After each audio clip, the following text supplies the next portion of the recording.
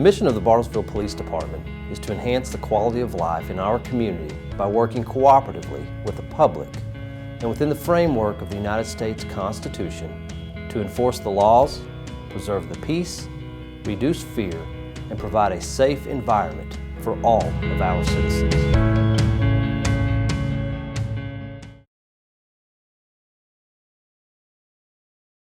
Hello, and welcome to Behind the Badge. I'm Police Chief Tracy Rolls, and as always, thank you for joining us here today. Today our featured guest is Chaplin Brian. He's also one of our reserve police officers, so he wears a few hats. Thank you for being here today, and thank you for all that you do, not just for our police department, but also for our community.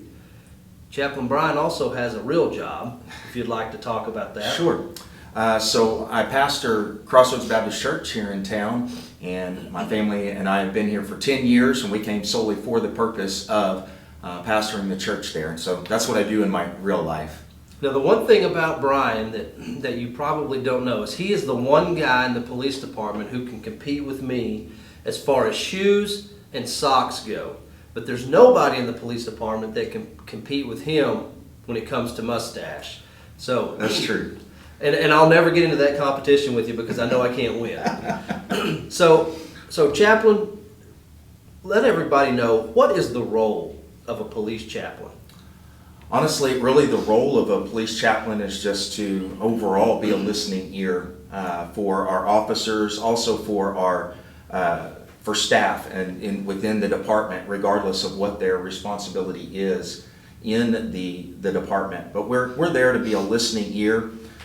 Not to plug any particular religion or anything like that. It's really just to be a listening ear, to be an encouragement to the officers, to the department, to really all the areas of the department, to be able to be an encouragement to them. And that's very important, especially for mental health issues. Yes, sir. Things that the officer could be facing at home, not just at work, but within his or her life. So it's very important that somebody, a sounding board, if you will, is there to be able to listen to our officers. Yes, sir. Within law enforcement, we all have programs where they can talk to different mental health officials and so forth, but they haven't built a relationship with those folks, and so it's really hard for them to go in and sit down and talk with them and maybe share some of those things and work through some of those things. So a chaplain comes in and they're able to build a relationship with that officer, and then that officer will then, from that point, once that relationship has been built and there's some trust there, they're more willing to sit down and talk with you, and they don't feel like it's going to be a strike against them, if you will, because they've had to talk to somebody about maybe a mental health issue. Sure, and police officers, for the most part, they have some trust issues. They don't trust too many people. Is that fair? That would be a fair assessment, yes, sir. So how many chaplains do we have at the Bartlesville Police Department? We currently have 4 chaplains that work with the police department, and they are we're spread out really all throughout the community. And you touched on this, but tell us specifically about the program here at the police department. So the program here at the Bartlesville Police Department really has come a long way, I think, in the last 5 years. And just some steps that we've been able to take and really working with the department to see some of those steps grow to better the chaplains program for our department. Again, I said one of the main things is to be a listening ear, and several years ago I was talking with a fellow chaplain that pastors as well up in Kansas, and he made this comment to me. He said, "Brian, really a chaplain's responsibility or main job, if you will, is a ministry of presence. It's simply for us to be there. A lot of times there may not be even any conversation that takes place between the officer and a chaplain. But whether we're at a crime scene or at an accident scene or after an officer involved incident, whatever the case is, they may never actually converse with us, but they look around the room and they see us, and it just kind of brings a peace to the situation because they know that we're there and that we're praying for them." Sure. So you mentioned this a little bit. Not only do you come to the police department and fellowship with the officers, but you also ride in the car with them. Yes, sir. And to be honest, that's that main, because of the trust issues, which we'll touch on again here in a few minutes, that's the main issue or the main way to develop that trust and that relationship is to get out in the patrol car with them. and just ride. And so many times, I'll get in the car and they've asked over the years, well, what do you want to see? And my response every time has simply been, man, I'm here to see what you see. If we have something, we have something. If we don't, we don't. I'm here to spend time with you and to hang out with you. Sure. So why is it important to have a chaplain program in a police department? We're really seeing it kind of spotlighted here in the last few years. One of the big reasons, which has not been understood in the past in law enforcement, but really is that ability to have someone to talk to about all the things that we see.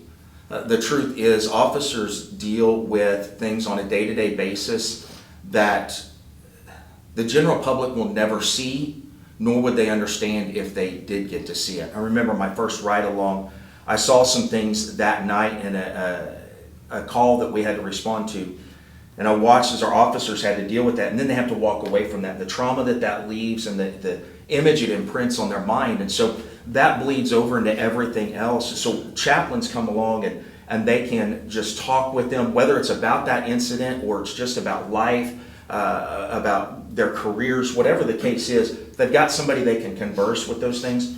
And over the last few years, we've seen the suicide rate go up. And unfortunately, as bad as the war on police has been, we've lost more officers to suicide than we have in the line of duty. And so we come in as a resource, as an encouragement, as a help in that mental health aspect to help them and to be able to work through those things so we don't have to experience that. Sure, that's very, very important, and you're right. We lose more people to suicide than we do in the line of duty, unfortunately. Both are unfortunate situations. Yes, so, recently you became a commissioned reserve officer here for yes, our sir. police department. So how is that, the role of a reserve officer, tying into your duties as a chaplain? Yeah, I've had that question presented to me a number of times over the last few months, and really, for me anyway, the truth is, it really hasn't changed much. I've been out, had the privilege to be out riding with our officers for the last 5 years now, and the only thing that really has changed is that there are times now when they need an extra hand, then I can be there to help them. I can help with the searches. I can help with when we have to detain someone or something like that. Whereas before I couldn't do those things. But really, my role is kind of fluid in that it changes back and forth because a lot of times we get back in the car and we carry on with the conversation that we had, whether that was trying to encourage the officer with whatever it was they were dealing with or whatever the case is. So it's really, for me, been kind of a fluid issue. Things haven't really changed much. So in closing, real quickly, what's the biggest hurdle a police chaplain faces? Biggest hurdle goes back to that trust issue. When a new chaplain comes in, I experienced it myself, is coming in and being able to develop those relationships. Until they get to know you, they're going to stand off. They're going to watch you from a distance and to see if you're okay. And that's where that getting in the car helps. You get in the car with them and they see, okay, he's a chaplain, but he's a regular guy like the rest of us. And when you're there because you want to be an encouragement and be a presence for those police officers, and you're not just out there for the thrill of the ride and the action that comes, when they see that the heart of the chaplain is to be there to help them, then that really helps break down that wall, if you will, and builds that rapport and that trust. And so to the point now, myself and several of our other chaplains, our officers call us even when we're not here to say, hey, can you talk? Can you come out and ride? It's really a great thing when you've got guys calling and saying, hey, I need you to come ride with me. Yeah. Well, thank you. Not just for being here today, but for what you do is in our chaplain program and for now what your new role as a reserve police officer. We really appreciate that and appreciate your wife and family for allowing us to share you. So we really appreciate that. Thank you. Well, there you have it from Behind the Badge with Chaplain Brian. Be sure to check us out on Instagram at BPD Badge, Facebook at the Bartlesville Police Department Facebook page, as well as on YouTube at Behind the Badge. Until next week, stay safe, take care, and if you need us, call us.